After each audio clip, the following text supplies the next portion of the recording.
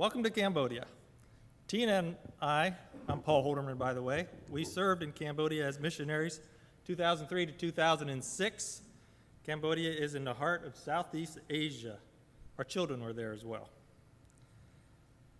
Cambodia is a Buddhist nation, 95-ish% Buddhist, and very little Christianity. What got me there was Larry Lehman in 2001. Larry and Cleon and Marianne Nice and Roger Eshelman and Carmen Hurst went to Cambodia and come back and said, we need to send somebody over there, and I didn't want to go. But through the Lord's leading, we ended up there along with Eric Lehman. That was in 2003. And look at our little children. They were all over there on the worship team this morning, big people. I mentioned Eric was there as well. First thing we had to do is learn the language, and I've been practicing this weekend because we have a Cambodian in our home this weekend, so we've been practicing our Khmer. It's rough. We went again there in 2000. We just went this past July in 2012 to do a little visit, and we took Rachel along and her best friend, Kristen Blank. They went along kind of as child care helpers. And you can see they are really excited about going, and I'm sitting there dreading the 30-hour trip it's going to take to get there. We stayed in John and Debbie Coates' home. This is their home in the city. And they've dedicated their third floor level to being pretty much a guest house. So we had our own private places there, very open, very breezy, because Cambodia is a very hot place. This is John and Debbie Coates and their son Jesse. We spent a lot of time with them because this is really our first introduction to them as Franklin Conference. They just joined the EM team 2008 or 2009, I forget which.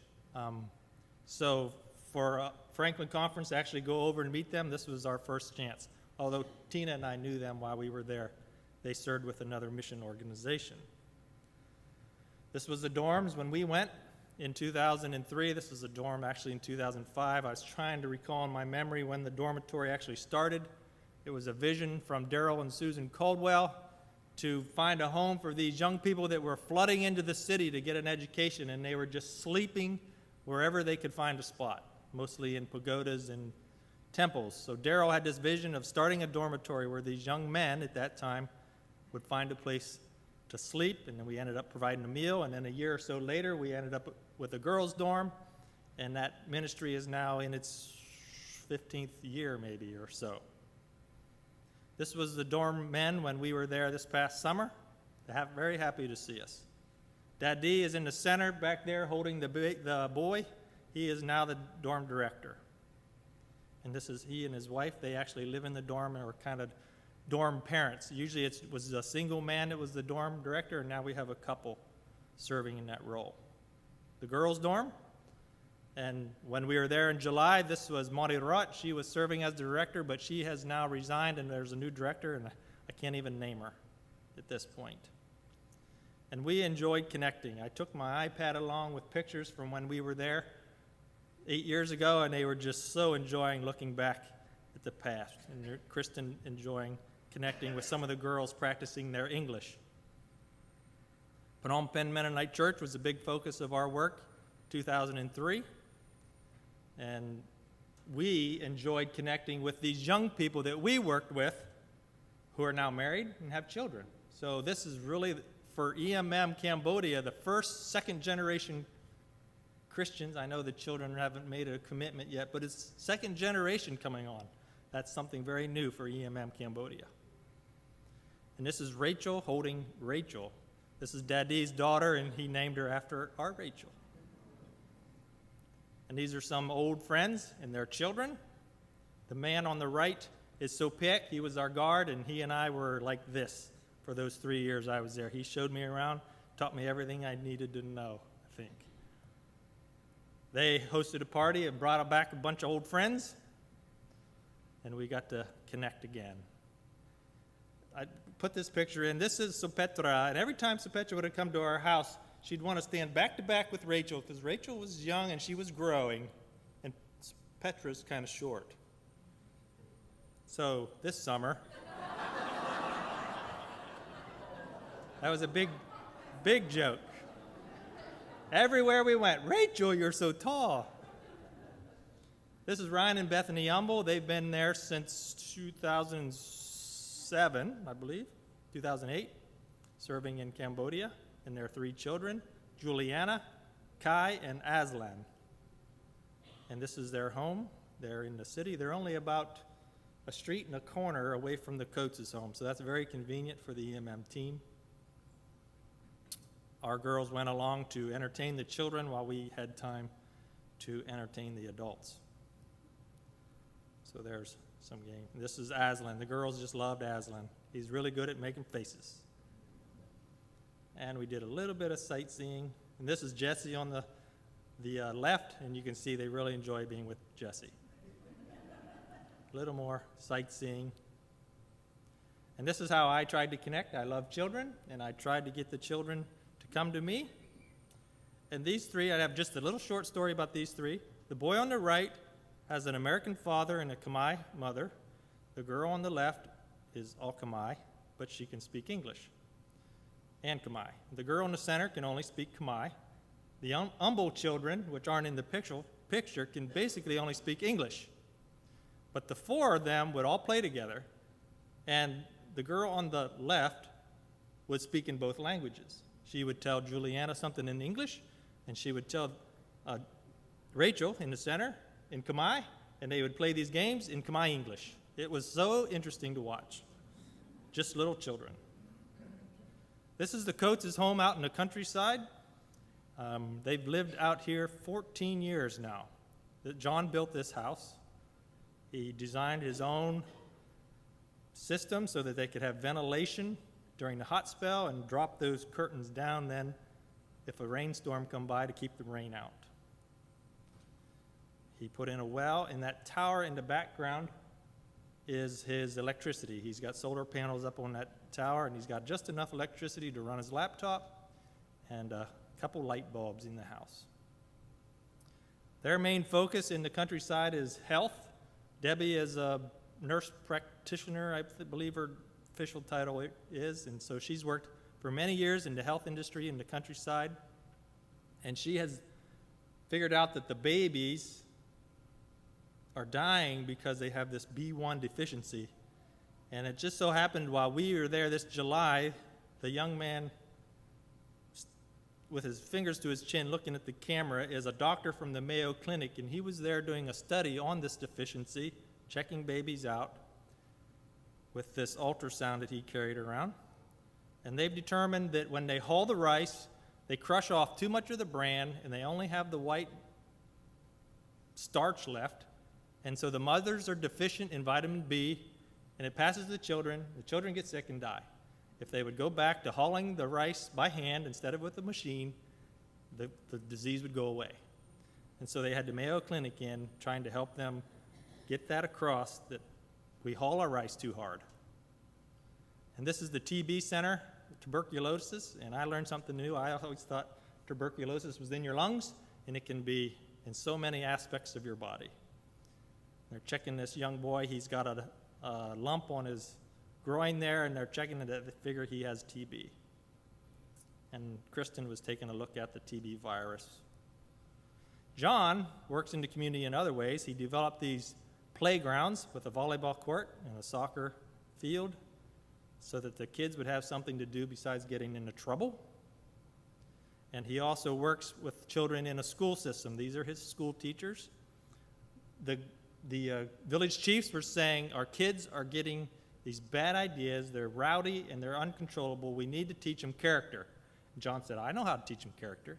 The Bible teaches lots about character. So they gave him the permission to teach character traits using the Bible. And so they're having Bible lessons in this little school in their village, teaching the children. And we had just a little bit of time for a vacation up to Angkor Wat. Again, we took Jesse along with us, and we had a great time visiting this old temple that was lost in the jungle. So that's all I have. I am going to invite Kasal up. Kasal is a young man from Cambodia. He happens to be living right now with the MCC program in, I went blank, Mechanicsburg, Messiah College area. And so he's going to come share just a couple minutes about his experience in our dorms. So, Kasal?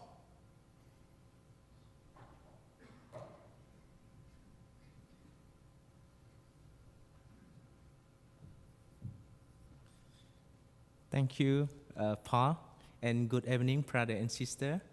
So today I'm so happy to be here for an opportunity to share something about my life experience that I will stay at dormitory in Phnom Penh. If you see to Cambodia map, you will find one province in Cambodia map.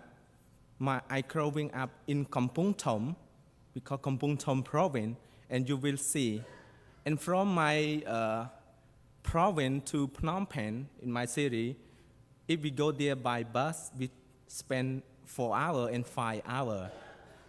So I grew up in Kampong Thom. I graduated at high school in 2005. So most of my villagers, most of my friends at Kampong Thom, when we graduate at high school, so we don't know where we are going to study. But for me, I really want to continue to study in Phnom Penh. I love to learn, I want to continue. But I think because how can I stay with who I stay with and who support me like that, because I don't have relative, don't have friend in Phnom Penh. But I thank you for God, and I heard in Phnom Penh we have EMM, Eastern Mennonite Mission, but I think it's good. I will try and pray to God, if God accepted me, I want to stay at a dorm because I have the bidding for stay for continue my study. And then my friend told me I apply. So thank you for God that I stay at dormitory at EMM Eastern Mennonite Mission. And 2006, I think Paul, he lived to United States. And then I met look through teacher Darrell and Ryan Ambol and Bethany. In a dormitory, I have opportunity to study in my college. So thank you for God that I have opportunity to study in college and I graduate. And at a dormitory, we have great opportunity because the people, they from different background, from the province. Because in Cambodia, we have different 21 province, a rural area. So we have different background. This is a good time that I met a friend at dormitory. So we had devotion together. We learn how to cook together, and we learn Bible together, and also we learn from missionary, to learn from their giving life that they from another country to serve in my country. And we so happy we learn together. And also for me, before I come to a dorm, so I believe in Jesus, but my friend, they decided to follow in Jesus. So it's a good news. So I'm so happy to see that we can share together, live together, stay together, and then they know Christ. So it's important for me. And also, dormitory can make impacts my life. And also, I graduated in 2010. I'm so happy that I can impact to my parents. Before my parents, they feel not happy. My parents not Christian because Cambodian is Buddhist country. So when we have a long story, but I just think that when I graduated at university, so my parents, they accept my life. They accepting that I growing up with Jesus. And then they're so happy that when I growing up with Jesus. So this is one step that I can open my people and my family. So I'm so happy about that. And I'm so thank you God that when I finished at dormitory, so I got a job in 2010. I go back to my home village. I work with one organized Christian organization. I work with church and work with pastor in my home village. And then this is the time that I can share God's love to my parents, my village, and my friend, when I graduate in Phnom Penh, I go back to my village. I'm so happy dormitory like my home, you know, because I learn, I share with my friend, we learn each other. So I'm so happy to be with. And also, I go back at 2009, and thanks to God that dormitory and church in Cambodia, they sent two guys to Mennonite World Conference in 2009. So we representation to the Mennonite World Conference. They vote us to, so it's a good time. I know outside the box. Yeah, yeah. And also, 2012, I prayed to God before I continue to serving and before I married. My bucket list, I want to serve another country to learn about compassion when I go back. And then I applied to MCC, Mennonite Central Committee. They have IWEB International Volunteer Exchange Program. So they accepted me. So now I work at Masaya Village. I stay with host family. I work with the resident. So the resident make me smile. Yeah, so yes, I learn a lot. And I feel that God can choose me here and go back. I'm more compassion to serve my parents and my friend. So I would like to thank you so much for your supporting EMM in Cambodia, that the people who from rural area, they have opportunity to continue to study.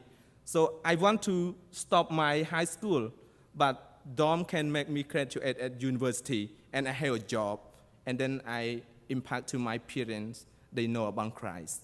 Thank you so much.